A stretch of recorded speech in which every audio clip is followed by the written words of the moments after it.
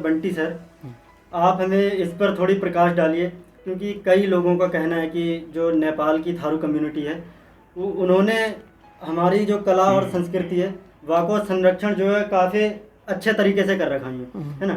उनके जो गाने हैं या जो कल्चर है वो वैश्विक स्तर में प्रदर्शित होगा, है ना। जबकि हमारे यहाँ ऐसी का कमी रहेगी, उनके उनमें या हमारे में का डिफरेंस है, जबकि वो भी थारू हैं और हम भी थारू हैं, है ना।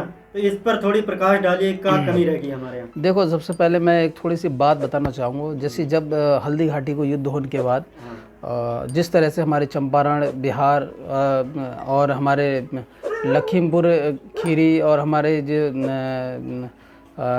हमारो बलरामपुर से किनारे किनारे होत गए, श्रावस्ती वगैरह, बहराइच वगैरह होत गए, कुछ लोग नेपाल गए। तो जहाँ जैसी देश वैसी भेष रहो, साथ साथ में हम लोग भी जहाँ पर हम लोग आए, हमारो भी पारंपरिक जो वेशभूषा रहा वो भी थोड़ी सी चेंज रही। लेकिन कहा है कि इतनी भी चेंज ना है कि करके हम लोग काफ़ी अलग हैं। लेकिन रही बात हमारी संस्कृति की, तो वहाँ पर जो है कि जो उनके जो दादा दादी हैं या उनके जो बुआ हैं, वो लोग कहा है कि करके अपने बच्चन के अपनी संस्कृति की शिक्षा देते हैं। और यहाँ का है जो हमारे दादी हैं, दादू हैं, तो हम लोग हम उनके पास जाएंगे या उनसे हम कोई शिक्षा लेना चाहेंगे तो बेसिकली उनके एक शर्म, और हमारे समाज में एक शर्म टाइप की महसूस होता है। बाकी मतलब आपको जो कहना है सर कि हमारे यहाँ का कहते हैं पूरा सपोर्ट ना मिलता है। हाँ। और साथ साथ में उनके पास जो पुरानी ड्रेस हैं वो भी आज वहाँ अवेलेबल है। और आज हमारे यहाँ का है जो हमारी पुरानी घंगरिया रहे वो कावो की करके धीरे धीरे ख़त्म ही गई। इसलिए ख़त्म ही गई है क्योंकि कोई कुछ बना दी, गदरिया को खोल बना दी, कुछ भी कर दी, लेकिन का है वो कपड़ा अब कोई ना बनाता है। तो हमारे यहाँ थोड़ी सी फैशन में आया हुआ है और इतना सपोर्ट ना करते हैं। जैसे एक हिसाब मान के चलो, जैसे कोई भरारे हमारे होता है तो ना हम उनसे कोई ज्ञान लें और ना वे ज्ञान दें। तो मैं युवा पीढ़ी से यही कहना चाहूँगा कि करके अपने दादू दादी से सबसे जो पुराने गीत हैं उनके सीखें, उनके मतलब सांस्कृतिक कार्यक्रम में या फिर अपने तक अपने जो आने वाली पीढ़ी है उनके ताईं ज़रूर सीखें। मैं यही कहना चाहता हूँ उनसे सभी से। बाकी कोमल जी, रीति रिवाज में आपको का रोल है और किस तरीके से काम करे, आप वो थोड़ी अनुभव शेयर कर देते तो और अच्छी बात रहती। रोल तो वैसे बहुत ही अच्छा था, सुंदर था। स्टार्टिंग जैसे भैया ने बोला कि आपको मतलब सेकंड पार्ट मिलता है हीरोइन का तो करना है। स्टार्टिंग आपकी फाइवर्स से होगी, आपको मतलब एक रोल दिया जाएगा। मैंने कहा ठीक है, आके करती हूँ। एक्साइटमेंट बहुत था स्टार्टिंग में कि फर्स्ट में मेरे को ही ऑफर किया गया था। तो कुछ कारण थे कि मतलब घर वाले तो बोलते ना, वो अभी बोला इन्होंने कि हमारे घर वालों को किसी बात को शर्मिंदा लेते हैं उस चीज़ को, शर्मिंदगी महसूस होती है कि यार आज लड़की हमारी ये काम करेगी, कल को ऐसे काम तब मूवी बनाती है या कोई बाहर जाती है। तो हमारे समाज में क्या है एक चीज़ कि उस चीज़ को बड़ी गंदे तरीके से देखा जाता है। बाहर जा रहे हैं, नाच रहे हैं, गा रहे हैं, ये लोग ये नहीं सोचते कि हमारे समाज का वो लोग संरक्षण कर रहे हैं, कहीं ना कहीं थारू संस्कृति बचा रहे हैं। बिल्कुल यही जो है, देखो कलाकार जो होते हैं ना, वही हमारे समाज के प्रतिनिधि होते हैं, वही हमारी संस्कृति के प्रतिनिधि होते हैं, वही हमें आगे ले जाते हैं। तो कहीं ना कहीं ऐसी बात छूटी तो फिर फैमिली वालों से मना हो गया पहले स्टार्टिंग में। फिर मैंने घर में बताया कि मुझे करना है, मुझे भेज दो। फिर मैं घर वालों ने हाँ बोला ना बोला, मैं आ गई। फिर भी जब आई मैंने मतलब परफॉर्म किया वहाँ, मुझे शूट दिया गया एक दो। तो स्टार्टिंग में थोड़ी सी डर भी लगती थी क्योंकि मैं यहाँ कम रही थी, मेरी एजुकेशन पंतनगर से हुई थी।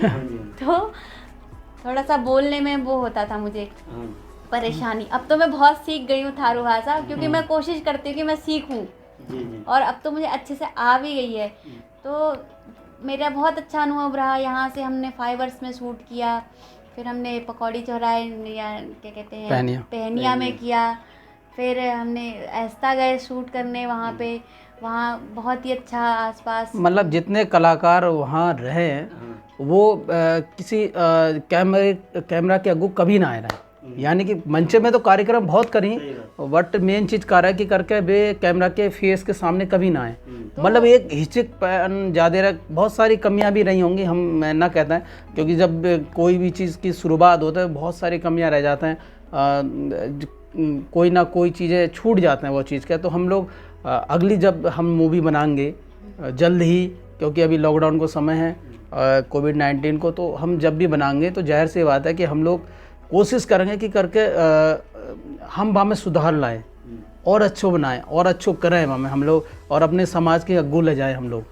क्योंकि स्टार्टिंग तो हमारी ऐसी हुई थी कि हमें थोड़ा सा डर भी था कैमरे से, और बहुत सारी ऐसी चीज़ें हो जाती कि भाषाएं हमारी भाषा खड़ी है, बहुत सारी चीज़ें ऊंच नीच भी हो जाती है।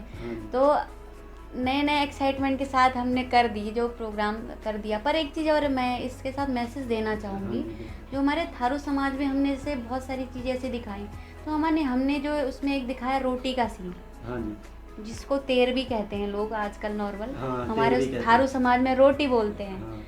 तो कई लोग अरे रोटी का सीन दिखा दिया है, ये नहीं दिखाना चाहिए था। बिल्कुल बिल्कुल, वो तो हमारे कल्चर में आता है ना। तो मैं मतलब ये मैसेज देना चाहूँगी अपने समाज को, और मतलब अगर बुरा लगे तो मतलब क्षमा चाहूँगी, पर ये है कि उस चीज़ को गलत चीज़ में ना देखें। मूवी का नाम है रीति रिवाज, रीति रिवाज मतलब थारू की जितने भी रीति रिवाज हैं वो सारे उसमें दिखाए गए हैं। तो वो एक जो हमारा, मैंने बताया ना भी, दीपावली हमारा एक शोक का त्यौहार मनाते हैं, इसलिए वो तेर भी उसमें करते थे, इसलिए वो दिखाया है उसमें।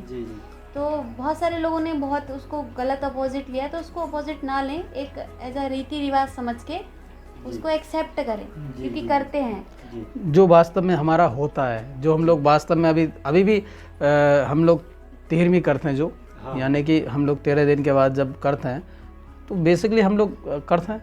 और मैं तो वो आदमी का धन्यवाद देना चाहता हूँ कि जो जिनके घर में इस तरह की विडम्बना होने के साथ साथ में वो लोग सहयोग करी, सोम सम्मेलन, हाँ, उसमें भी वो लोग हमारा सहयोग करी, फुल सहयोग करी, तो मैं उनका बहुत बहुत धन्यवाद है। हमारा कोई एक सेट नहीं था, कोई हमने जो नहीं किया था, हमें एक किसी के यहाँ 13वीं थी, वाकई में हमें उन लोगों का सपोर्ट मिला, बहुत बड़ा सपोर्ट। इतने शौक के टाइम में कौन हमारा सपोर्ट करता है। तो ये बाकी बंटी जी, थारू सांस्कृतिक विकास समिति है, तो भविष्य में आप इसके माध्यम से क्या क्या कार्य योजनाएं हैं, क्या क्या काम करोगे, और थारू संस्कृति के संरक्षण के लिए इसके बारे में कुछ प्रकाश डालिए।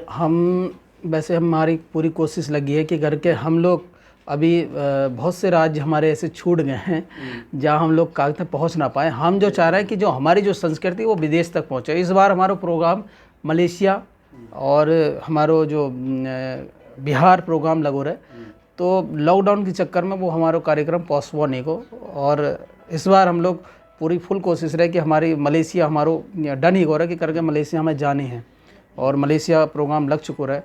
तो हम लोग, हमारी पूरी कोशिश रहेगी कि करके हम लोग का देश के हर एक कोने में हम जाके अपनी संस्कृति को प्रदर्शित करें, आदान प्रदान करें। और मैं एक बार और धन्यवाद देना चाहूँगा जो हमारे उत्तराखंड के जितने भी सांस्कृतिक दल हैं उनको बहुत बड़ा सपोर्ट मिलो हमें, चाहे हमारे संस्कृति विभाग में बल्लाद नेगी जी रहें, और हमारे विजय भंडारकर जी रहे, मैडम हमारी जो निदेशक हैं हमारी बीना भट्ट जी, मैं उनका बहुत बहुत धन्यवाद देना चाहूँगा कि थारू संस्कृति के बढ़ान में उनको बेसिकली बहुत बड़ो हाथ है। और साथ साथ में हमारे सूचना एवं लोक संपर्क विभाग में हमारे जिला सूचना अधिकारी BC तिवारी जी हैं, साथ साथ में हमारे संजय सर हैं, उनका भी बहुत बहुत धन्यवाद देना चाहूँगा। और वहीं धन्यवाद देना चाहूँगा मैं हमारे स्वाजल परियोजना के निदेशक हमारे हिमांशु जोशी जी के सॉरी, और उनके द्वारा हमें लगातार जन जागरूकता के माध्यम से लोगन के स्वच्छता के प्रति, लोगन के हमें जल संरक्षण और जल संचय के ऊपर बहुत से ऐसे सॉलिड लिक्विड वेस्ट मैनेजमेंट, जो सूखो कूड़ा और गीलो कूड़ा के बारे में, पॉलीथीन ही गई, और मतलब बहुत सारे ऐसे कार्यक्रम उनके माध्यम से कराए गए और जनता के जागरूक करोगे। बहुत बहुत मैं उनका धन्यवाद, और वहीं धन्यवाद देना चाहूँगा हमारे मनोहर बिष्ट जी के, जो कि लगातार हमें संपर्क में रहता है। बहुत अच्छा लगता है कि उन लोगों को सपोर्ट हमारे समाज के मिल रहा है, तो हम अपनी संस्कृति का सदैव ऐसी अग्गू बढ़ाते रहेंगे।